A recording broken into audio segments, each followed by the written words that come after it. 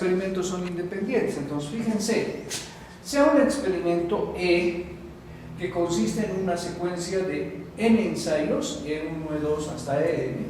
Los ensayos son independientes si el resultado de cualquier ensayo no afecta a las probabilidades de los resultados de los otros ensayos. ¿Qué implica esto? Pues tenemos un experimento que está compuesto por muchos experimentos simples. Y lo que se arma al hacer esto es un experimento compuesto. Obviamente, cada experimento simple tiene un elemento compuesto por muchos experimentos y cada experimento tiene su propio espacio muestral. Y dentro de cada propio espacio muestral tiene su propio evento, ¿no? Entonces, la relación es la siguiente. Tenemos un experimento que en realidad está compuesto por muchos experimentos.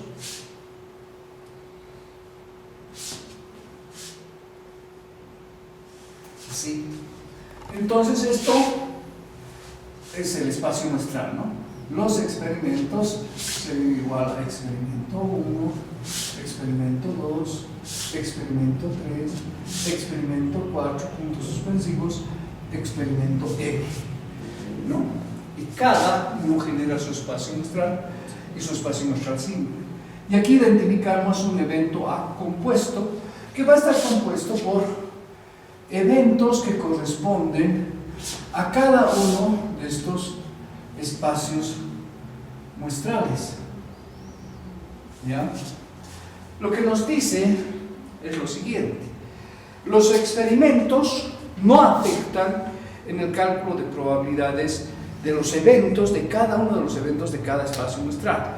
Por ejemplo, si nosotros lanzamos una moneda y un dado, podemos ver que el resultado de lanzar la moneda va a salir cara o cero. Y las probabilidades de cada uno de estos elementos son un medio, ¿verdad? Y si lanzamos un dado, el dado tiene 6 elementos y su probabilidad de cualquiera de esos elementos va a ser un sexto. El que yo lance la moneda por segunda vez y el dado por segunda vez no va a afectar esas probabilidades que se mantienen constantes en cada espacio muestral para cada uno de sus eventos. Esos experimentos son independientes. ¿Ya? Podemos hacer esto hablando también del lanzamiento de una moneda. La moneda podemos lanzarla 3 veces. El primer lanzamiento va a tener sus probabilidades de sus elementos como un medio. El segundo también. Y el tercero también. Es decir, no va a afectar a la probabilidad. Sin embargo, si consideramos el ejemplo anterior que hicimos, el de la urna, donde teníamos las bolas negras y blancas, 6 negras y 5 blancas, veíamos, ¿no?, que si hacemos sin reposición el ejercicio, la probabilidad de la primera bola blanca era 5 sobre 11.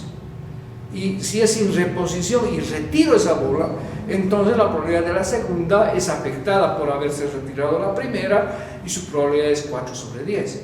En cambio, si fuera con reposición, esto ya hace que la probabilidad se mantenga constante, ¿no? En ese caso, los experimentos, cuando es sin reposición, no son independientes, o sea, hay una dependencia entre ellos. Pero si lo hacemos sin reposición, pues ya no hay, desaparece la dependencia y los experimentos son independientes, ¿no? Ahora, si seguimos viendo esto, nos dice la probabilidad de la ocurrencia de los n eventos es, fíjense, la probabilidad de A sub 1, intersección A sub 2, intersección puntos suspensivos, intersección A sub n. Y es la multiplicación de estos eventos porque se trata de experimentos independientes. Entonces, ¿de qué estamos hablando? Si nosotros queremos calcular la probabilidad de un evento compuesto, A compuesto, ¿a qué es igual esto?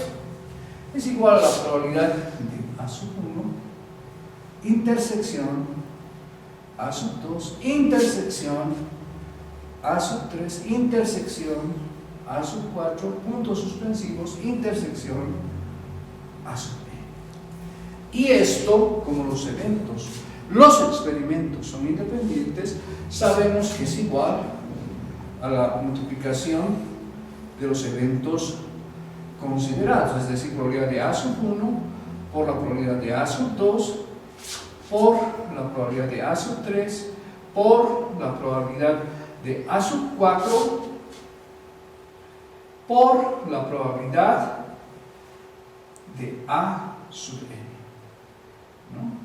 Cumpliendo la norma. Entonces, fíjense, tenemos un ejemplo aquí en la diapositiva. Y esta es la fórmula que hemos puesto en pizarra, ¿no? Entonces, consideremos el experimento de lanzar una moneda y un dado. Sea el evento A obtener una cara y un 6, ¿no? Fíjense, son dos experimentos y estos dos tienen sus propios espacios muestrales. Si hablamos del lanzamiento de una moneda, el espacio omega 1 es cara 0. Y si hablamos del lanzamiento de un dado, el omega 2 es 1, 2, 3, 4, 5, 6. Ahora, el evento A lo podemos conformar intersectando A sub 1, que está dentro del espacio muestral 1, y A sub 2, que está dentro del espacio muestral 2. Y esa intersección vemos que el evento A tiene los elementos cara y 6. Entonces, el evento A1 sería cara dentro de este espacio muestral omega sub 1. Y el evento 2 sería 6 dentro de este espacio muestral del lanzamiento de un dado. Entonces, aplicando la fórmula, podemos hacer que la probabilidad de A sea igual a la probabilidad de A sub 1 por A sub 2. Entonces, calculando probabilidades para sacar cara en el lanzamiento de una moneda sería un medio, 1 de 2, por la probabilidad de sacar 6 en el lanzamiento de un dado sería 1 sobre 6, un sexto. Y si se fijan, el resultado es 1 sobre 12, ¿no? Y lo hemos calculado usando esta fórmula. Podríamos haber hecho el cálculo de otra manera, es decir, sabemos que la probabilidad de A compuesto sería igual al número de elementos que tiene A compuesto sobre el número de elementos que tiene el omega compuesto. Entonces, ya hemos visto cuál era el omega compuesto de este ejercicio en el anterior. Si armamos el omega compuesto para este ejercicio, fíjense, el lanzamiento de una moneda y un dado. Sabemos que tiene estos dos elementos. ¿Cuáles son? Cara 1, cara 2, cara 3, cara 4, cara 5, cara 6. Y vamos a ir por aquí abajo, sello 1, sello 2, sello 3, sello 4, sello 5 y sello 6. Ese sería el espacio muestral compuesto. ¿Cuál sería el evento compuesto? Pues el evento compuesto, como nos dice el ejercicio, es obtener una cara y un 6. Es decir, solamente hay un elemento, cara 6. Y si se fijan, la probabilidad de A, aplicando esto, número de elementos que tiene el evento compuesto, 1. Número de elementos que tiene el espacio muestral, 12. Entonces la probabilidad de A compuesto es igual a 1 sobre 12, que es exactamente lo mismo que he calculado, pero usando otra fórmula y otro principio, ¿no? 1 sobre 12. Podemos calcular entonces la ocurrencia de eventos compuestos con esta fórmula, siempre y cuando los experimentos sean independientes. Y esto obviamente nos va a servir para el siguiente capítulo. ¿Qué nos dice el siguiente capítulo? Probabilidad en espacios infinitos numerables. ¿De qué se trata esto? Pues ahora, si el espacio es infinito numerable, no podemos contar cuántos elementos tiene el espacio muestral. Entonces el enfoque clásico, que es el número de elementos que tiene el evento sobre el número de elementos que tiene el espacio muestral, ya no funciona. ¿Cómo hacemos el cálculo? Pues nos damos cuenta que estos espacios muestrales son compuestos para empezar, ¿no? Y compuestos por muchos experimentos. Pongamos algunos ejemplos, ¿no? Por ejemplo, decíamos, un espacio muestral infinito numerable es el que ocurre cuando vemos el experimento de contar cuántos autos van a ser atendidos en el surtidor de gasolina de la ciudad. Entonces, ahí evidentemente nos dan un término de tiempo, podría ser desde las 8 de la mañana hasta las 12. Y una persona normalmente no puede responder cuántos autos van ahí porque no puede adivinar. Aunque puede expresar el espacio muestral diciendo son 0, 1, 2, 3, 4, 5, coma, puntos suspensivos, no sé cuántos. Voy, hago el experimento completo y le aviso cuántos son. ¿No? De ese tipo de espacios muestrales estamos hablando. Y vamos a ver un ejemplo aquí. Las probabilidades para hacer el cálculo en este tipo de espacios muestrales no podemos usar el enfoque clásico. Entonces lo que vamos a usar son las probabilidades P sub i. ¿Qué es una probabilidad P sub i? Es una probabilidad de un elemento del espacio muestral, pero esa P sub i es diferente respecto a las probabilidades individuales de cada elemento de ese espacio muestral. Es decir, normalmente en el enfoque clásico todos los elementos tienen la misma probabilidad de ocurrir. Por ejemplo, en el lanzamiento de un dado decimos que cada elemento del lanzamiento de un dado posible resultado, tienen una probabilidad de 1/6, eso es lo normal. O en el lanzamiento de una moneda, un medio cara o un medio sello. ¿Qué pasa si nosotros modificamos la moneda y hacemos que pese más una de las caras? Entonces la probabilidad de ocurrencia cambia. Y esa probabilidad de ocurrencia cambiada es la P sub i, es decir, una probabilidad diferente para cada elemento del espacio muestral. Eso es lo que vamos a utilizar aquí. Entonces fíjense, ya habíamos usado las P sub i antes. Entonces, para usar las P sub i, siempre usamos las W sub i. Acuérdense que las W sub i son los elementos del espacio muestral. Y una P sub i es en realidad una probabilidad de cada elemento del espacio muestral, pero modificada. Debe cumplirse estas dos condiciones. La P sub i debe ser mayor que 0 y la sumatoria de las P sub i debe dar igual a 1 para que esto funcione. Entonces, se define la probabilidad del evento A como la sumatoria de las probabilidades de los elementos que pertenecen al evento A. Pero como estas probabilidades no son similares, es la sumatoria de las probabilidades modificadas de cada elemento de ese evento, ¿no? Como vamos a calcular la probabilidad. Obsérvese que la sumatoria está tomada sobre todos los elementos siempre favorables al evento A. El ejemplo dice, se lanza una moneda hasta que ocurra cara. Calcular la probabilidad de lanzarla a lo más 3 veces. Entonces, ¿cuál es el experimento aquí? Si se dan cuenta, es un experimento compuesto. Lanzar una moneda hasta que ocurra cara. No podemos saber en cuántos lanzamientos va a salir la cara. Entonces, omega podría ser descrito de la siguiente manera.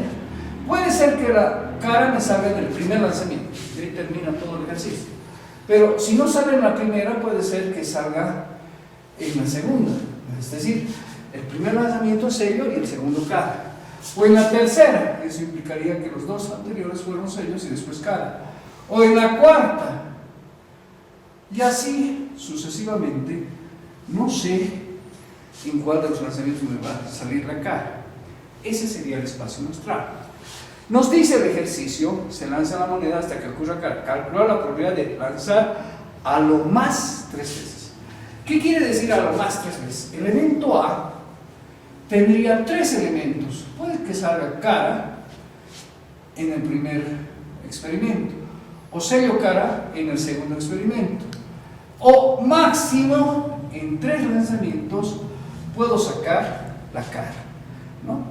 Ese sería el evento A que pertenece a ese espacio muestral y tengo que calcular la probabilidad de A. Entonces, tengo que calcular probabilidades para cada uno de estos elementos. Fíjense cómo lo hago y aplicando la fórmula que habíamos visto. Para el primer caso, la probabilidad de sacar cara para el primer elemento, ese sería el W sub 1 o el P sub i sub 1, que sería igual a 1/2. Eso sabemos, eso es normal. En cambio, la probabilidad de sacar sello cara, que es el segundo elemento de este evento, sería una multiplicación, porque al sacar sello es 1/2, por sacar cara es también 1/2, y esto sería 1/4 de probabilidad para el segundo elemento. Y el tercer elemento sería probabilidad de sello, sello, cara. Y sabemos que las probabilidades de sello, sello y cara son también 1/2, ¿no? 1 medio por 1 medio por 1 medio. Y esto sería 1 octavo. Entonces, para calcular la probabilidad de A, usamos la fórmula de aquí, ¿no? Nos decía, esto es igual a la sumatoria de estas probabilidades diferentes. Fíjense, para cara es 1 medio, para sello cara es 1 cuarto, para sello cara es 1 octavo. Entonces, las probabilidades son P sub I. Esto es para el elemento 1, que es cara. Esto es para el elemento 2, eso significa I, ¿no? Que es sello cara. Y la P sub I, o P sub 3, sería igual la probabilidad para el elemento sello cara. Ahora, para calcular esa probabilidad del evento A, tendríamos que sumar estas probabilidades, es decir, 1 medio más 1 cuarto más 1 octavo, ¿no? Y la probabilidad de ocurrencia del evento A, por lo tanto, sería, bueno, haremos factor común. Tenemos 8 entre 2 a 4 más 8 entre 4 a 2 más 8 entre 8 a 1. Y esto tendríamos 4, 6, 7 octavos. Y esa sería la probabilidad de ocurrencia del evento A. Y con eso habríamos calculado y terminado el ejercicio, ¿no es cierto? En diapositiva podemos volver a ver un poquito este ejercicio y entender que el resultado para el experimento es 7 octavos, ¿no? Hay 8 experimentos que podemos ver, pero eso lo vamos a hacer a manera ya de práctica. Bueno, entramos al cálculo de la probabilidad de un espacio muestral continuo. Ya hemos visto cómo se calcula la probabilidad en los espacios muestrales discretos y hemos manejado también los espacios muestrales discretos como continuos. Entonces, un espacio muestral continuo, dentro de lo que ya hemos visto, tenemos que manejarlo en base ya no a conjuntos, ¿no? Porque estamos hablando de resultados que no son numerables, y al no ser numerables, entonces la forma de manejo se la hace en base a intervalos, ¿no? Entonces, si vemos la diapositiva, aquí podemos ver que el cálculo de probabilidad en este tipo de espacios muestrales es diferente que en los discretos. Esto justamente porque los resultados del experimento no necesariamente son numerables, ¿no? Las variables que manejamos aquí son continuas, y las variables continuas tienen en su estructura valores que son decimales, y como sabemos hay decimales que no podemos numerar. Un ejemplo muy interesante de esto es el poder hablar, por ejemplo, de la edad. Cuando hablamos de nuestra edad, nosotros manejamos generalmente nuestra edad en años, pero la edad la podemos dividir en meses, en días, en horas, en minutos, en segundos y en milésimas de segundo. Y decir nuestra edad con todos esos decimales a nadie es posible porque no se hace un registro de ese tipo. Pero eso nos da una pauta para que nos demos cuenta de qué se trata el tema de manejar los espacios muestrales continuos.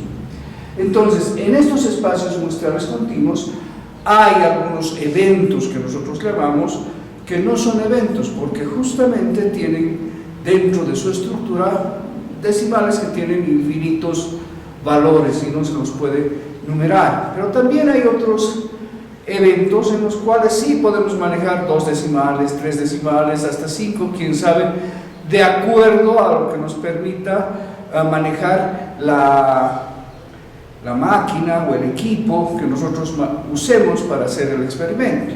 Estamos hablando, por ejemplo, del peso. El peso podemos hacerlo en una balanza, que es esa de kilos, o podemos hacerla en una balanza para pesar personas, que son estas balanzas planas, pero también hay balanzas digitales y nos pueden dar muchos más datos, ¿no?, que una balanza normal de esas de aguja.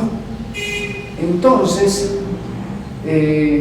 para trabajar la probabilidad generalmente se trabaja con eventos que sí podemos manejarlos.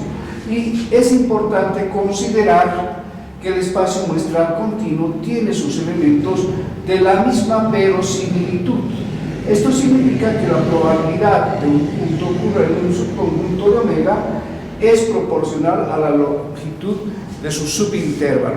Y bueno, aquí hemos visto en azul el tema del subintervalo, que nos da una pauta simplemente de que estos espacios muestrales los tenemos que manejar por intervalos, ¿no?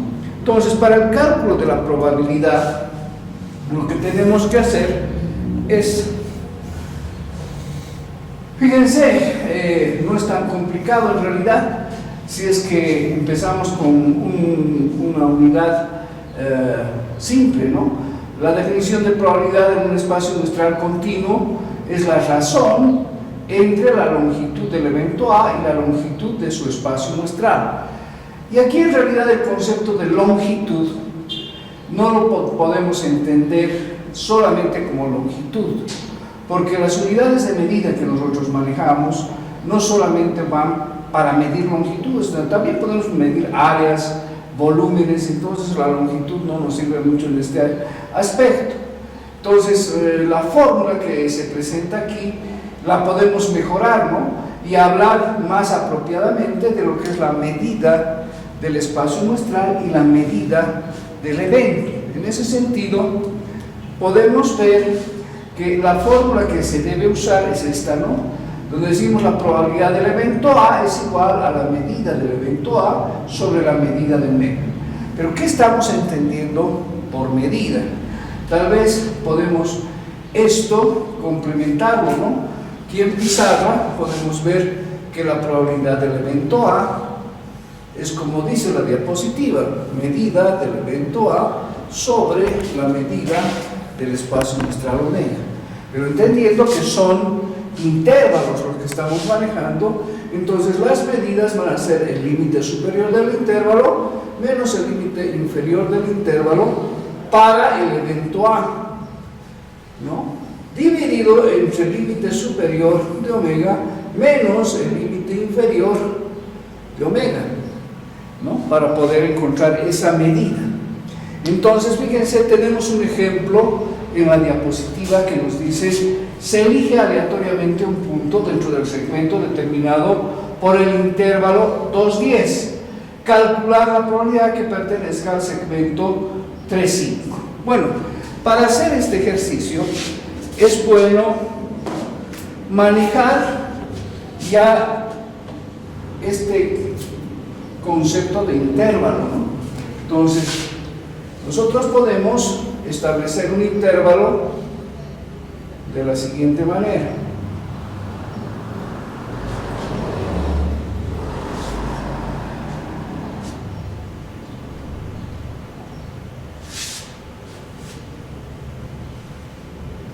Fíjense, el intervalo empieza en el valor 2, entonces 3, 4, 5, 6, 7, 8, 9, hasta 10, que es donde llega. Su límite inferior, que está a este lado, y su límite superior. Y dentro de este intervalo, pues podemos ver el segmento, que es otro intervalo que empieza aquí en el valor 3 y termina en el valor 5, ¿no? Es este tramo, límite inferior aquí y límite superior acá. Entonces, si aplicamos la fórmula para el cálculo, diríamos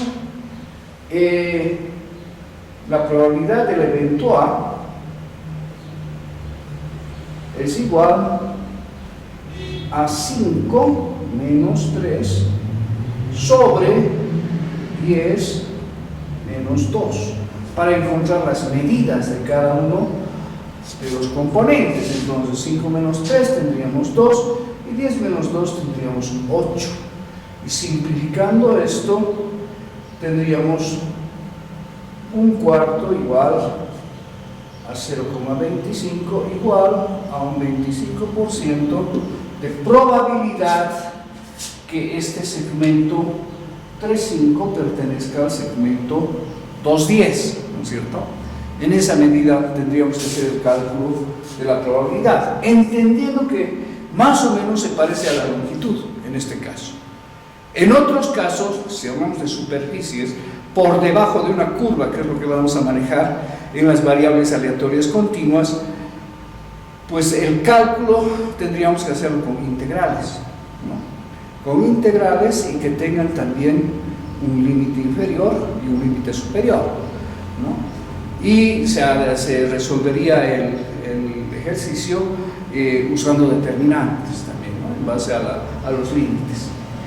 Bien, entonces esa sería la forma en la que hacemos el cálculo de la probabilidad en un espacio muestral continuo.